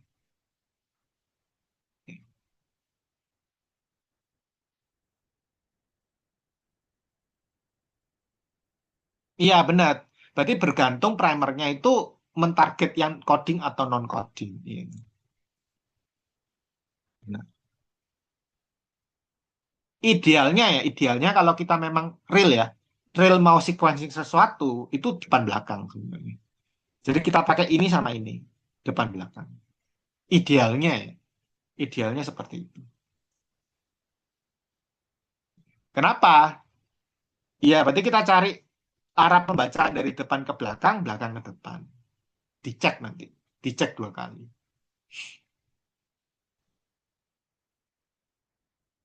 Oke, gitu ya.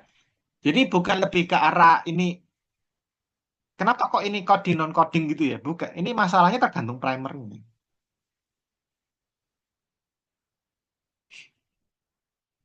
Oke. Aduh,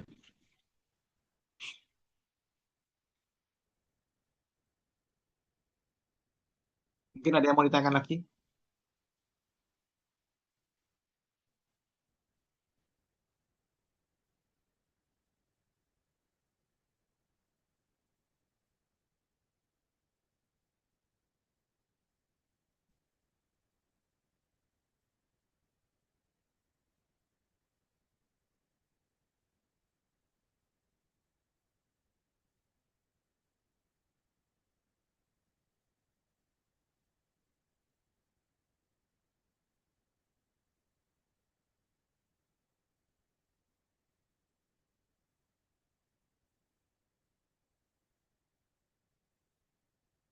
Kalau tidak ada, saya lanjut nomor 2 ya.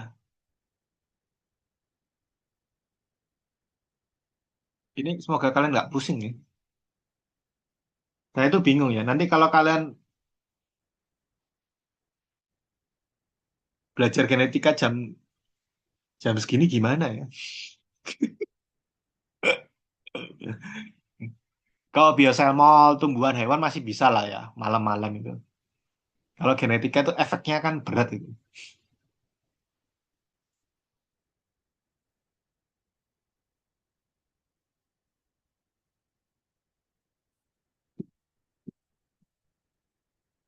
Kita apakah bakal bisa langsung tahu itu nempelnya di coding apa enggak? Ini ada pertanyaan ya. Iya, nggak tahu. Makanya kan soal ini kan sebenarnya sulit sebenarnya. Makanya B itu sebenarnya saya mau dari kemarin itu mau saya hapus ya. Cuma memang soal aslinya kayak gitu ya. Memang sulit B. Taunya dari mana? Satu-satunya kita tahu itu dari informasi ini loh. Jadi hasil sequencingnya itu munculin codon stop. Ini loh kodenya ini. Jadi sebenarnya kalau kita nggak tahu apa-apa ya, acak gitu ya. Kita nggak tahu dia nempel coding sama non coding, nggak akan tahu. Cuma kan ini dia ngasih clue-nya kan di sini, di codon stopnya. Ini kan sebenarnya pertama kali kan ada salah satu murid yang ngirim soal ini ke saya ya. Kalau dia nggak kepikiran. Ini kan kalau saya ini sudah saya cerita ke kalian kan. Oh lihat lihat ini, kalian baru sadar. Coba saya nggak bantu, pasti nggak bisa jawab saya yakin. Kenapa? Ini tersembunyi loh ini.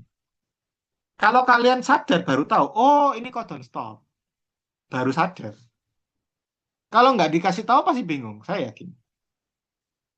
Makanya B-nya ini lumayan berat soalnya. Ya tapi sebenarnya dari 4 satu doang ya. Oke lah.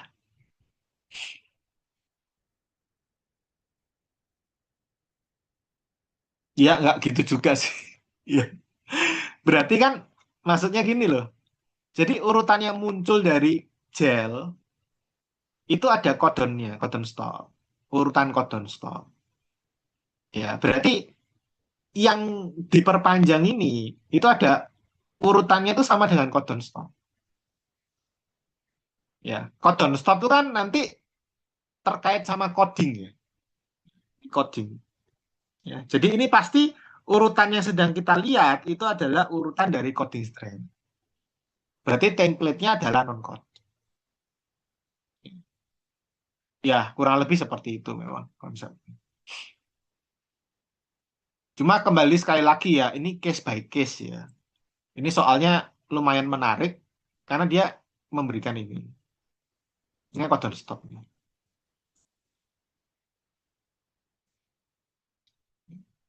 Kalau ada yang protes soalnya sulit, kenapa ya? Nggak tahu ya, tanya tim jurinya ya, jangan saya ya. Oke, cuma mungkin suatu saat ketika kalian lihat soal aslinya, tidak seperti ini ya. Jadi ada beberapa pernyataan yang saya ubah ya. Kecuali B. Eh, kalau nggak salah B, saya ganti deh. Silakan, nanti kalau suatu saat kalian ketemu, silakan dicoba dikerjakan. Beda nanti soalnya. Oke, nah saya mau kerjakan nomor 2, jadi sedikit review ya, soal materi kemarin. Ya, ini sesuai janji saya ya. Ini soal nomor 2 dan 3 ini soal OSK ya. Jadi tingkat kabupaten. Tidak saya ubah ya. Ya memang tingkat kesulitannya ya seperti itu ya. Tidak ngubah. Ini saya coba bacakan ya. Jadi ada Mas Aldebaran menggunakan E. coli untuk memproduksi protein andin ya. Pertama, gen penyandi protein andin dikloning dari bakteri Bacillus ikatan cintanius dan dikonstruksikan ke plasmid Pigex 4T1 sehingga tercipta protein fusi GST andin. Berikut adalah ilustrasi gen andin dan peta restriksi plasmid Pigex 4T1. Ya.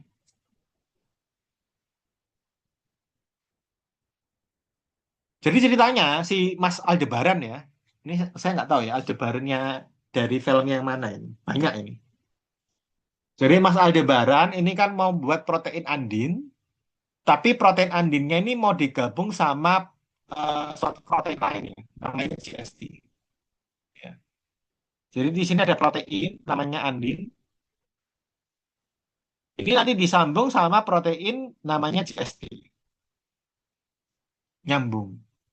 Makanya disebut protein fusi. Ya, fusion. Jadi mereka gabung. Nah, caranya gimana? Ya. Jadi dia masukkan ya, dia akan memasukkan urutan protein andin ke dalam plasmid ini, PJEK ya. Ini plasmid PJEK. Dia ini akan masukkan si andinnya gen, gen andin. Ini masuk ya ke plasmidnya ini. Di sini akan banyak variasi ya, pemotongan ya. Ada BAM H1, Eco R1, SMAW1, SAL1, SAO1, sama NOT1. Ada beberapa. Itu. Di sini andinnya juga sama ya. Di sini andinnya juga sudah diberitahu tempat pemotongannya. Nah, ini ya, kalian harus sadar. Ini pertama kali ketika saya lihat soalnya, saya tuh agak lama itu nggak sadar. Codon stop startnya tuh lihat di sini. Ini dia nggak beritahu loh ya. Dia nggak beritahu loh ya. Itu pokoknya start sama stop loh. Jadi kalau kalian nggak sadar ya nggak bisa dikerjain itu. Berarti kan ini start, ini stop. Artinya apa? Gennya itu kan dari sini. Sini sampai ini itu gen andinnya. Sisanya ya bukan mengkode protein. Logikanya berarti supaya si gen andinnya ini bisa masuk, ya berarti kamu motongnya di mana? Di sini ya. Bener ya? Motongnya di sini dong. Antara di sini atau di sini. Tapi ini nggak boleh kepotong. Masuk akal ya? Ini nggak boleh kepotong. Kenapa? Karena kalau ini kepotong, ya gen andinnya kan keputus. Ya, percuma kan gennya nanti nggak full ya maksudnya.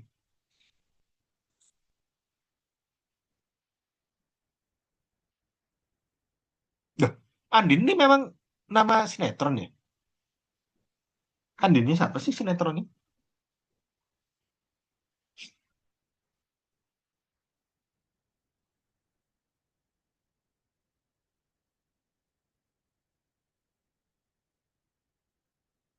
Oh, astaga.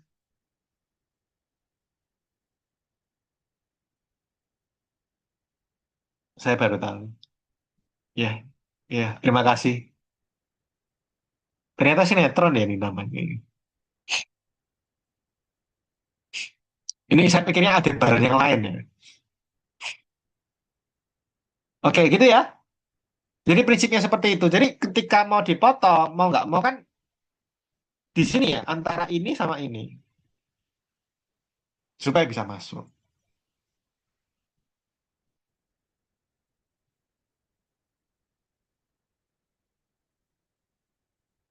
Nah, masalahnya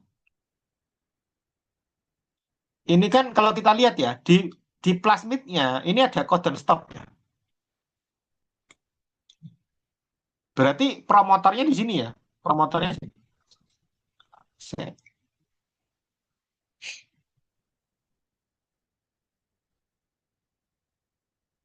Dimasukkan ini. Nah, supaya tidak terlalu pusing ya nanti lihat soalnya, saya tanya. Menurut kalian, berarti supaya dia masuk pakai enzim apa? Pakai yang mana?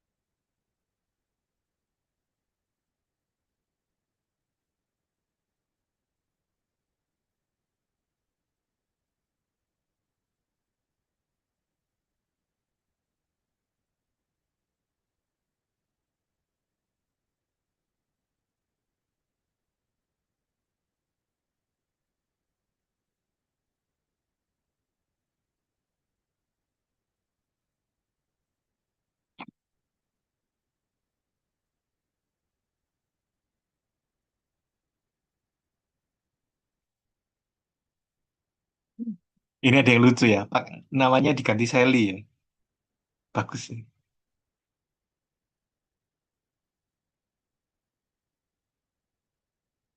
Oh iya, ini sudah ada yang bilang Bang Edzwan langsung ditolak ya. Iya benar. Kalau kamu mau motong pakai Bang Edzwan, motong di tengah, kepotong, gagal. Kita tinggal lihat lah. Kalau misalnya kita potong pakai Bang Edzwan, itu nggak mungkin. Karena di bagian gennya tuh ada Bang Edzwan. Sudah salah. Kita motong pakai Eko Erwan juga nggak bisa. Karena Eko Erwan juga ada di dalam. Ya. XHO1 itu juga ada di dalam. Jadi nggak bisa. Kepotong juga. Bam Edzwan itu juga sama ada. Ya. Berarti satu-satunya kemungkinan yang bisa dipotong apa? Ya cuma Salban. Jadi kita potong di sini, kita potong di sini, plasmidnya dipotong satu. Nanti bisa masuk.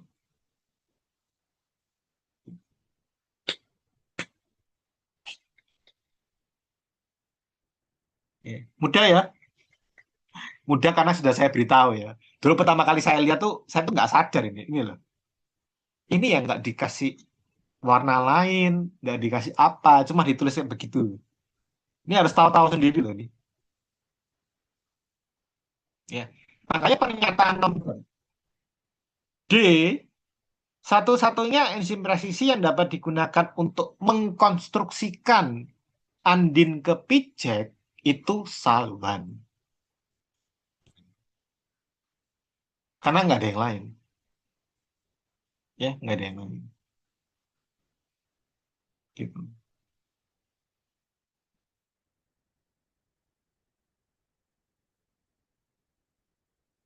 Arginin. Mana arginin? Hah? Arginin. Sebentar, ini maksudnya apa ini? Kalau dipotong gitu, sekuen argininnya hilang. Oh, ini trombinnya ya.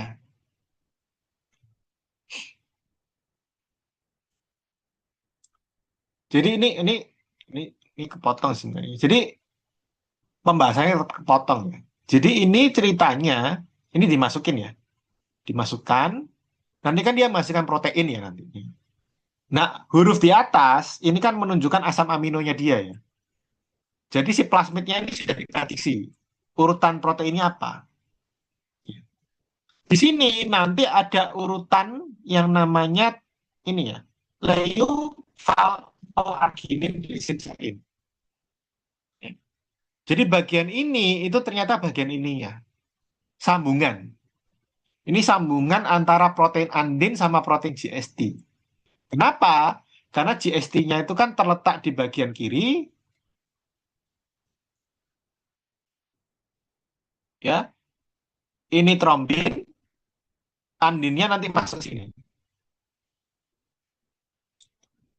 Jadi urutan leuvalproarginin glisinserin itu nanti bisa dipotong sama trombin. Ini ada tulisannya, trombin motong di sini.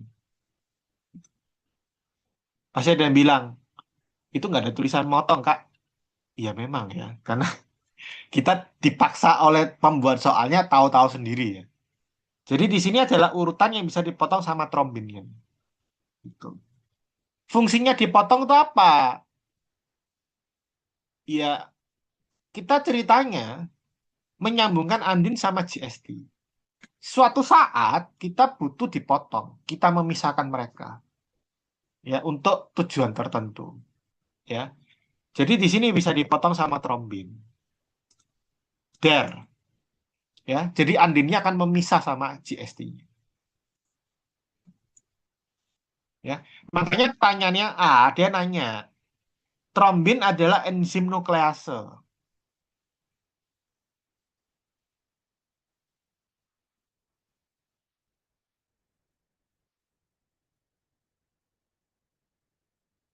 Bener nggak Ani? Trombin adalah enzim nuklease.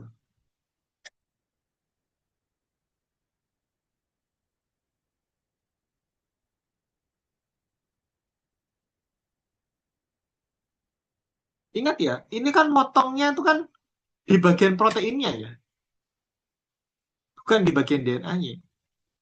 Jadi trombin ini akan memotong protein andin sama GST kebelah. Jadi kalau ditanya apakah trombin nuklease, ya jawabannya adalah salah. Harusnya adalah protease. Nah, proteasenya tadi ini motong. Ya, jadi ceritanya ada urutan, dia motong di bagian sebelah kanannya arginin. Itu jadi putusnya tuh di situ.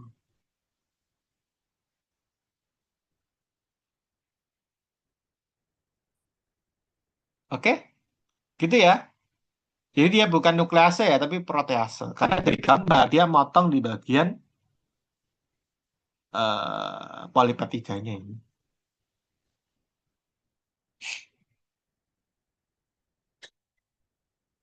Oke, ya nanti sisanya bisa dicoba. Ya, kalau ada pertanyaan silakan di grup. Ya, silakan saling berdiskusi lah ya. Oke, karena juga sudah malam ya. Ada yang mau dikomentari?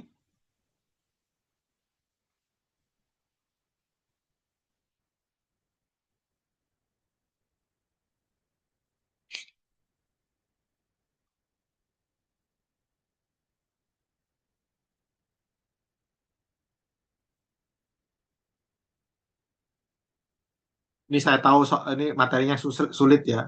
Jadi kalau ada yang masih merasa bingung, silakan ditonton rekamannya ya. Wajar lah.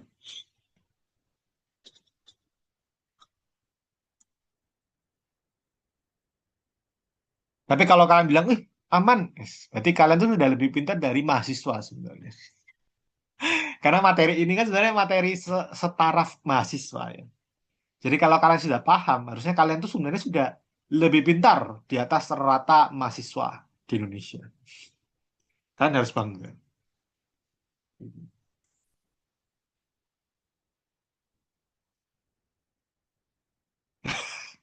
Loh iya, kalian percayalah pada saya. Bener. Kalau kalian sudah materi ini, kalian lebih pintar dari rata mahasiswa di Indonesia biologi. Karena kan tidak semua mahasiswa biologi bisa ini. Oke? Jadi kalian harus senang kalau bisa. Bangga. Oke? Kalau gitu saya akhiri, nanti saya kirim ya ke grup catatannya, coretannya. Ya. Silakan istirahat. Ya. See you, bye-bye.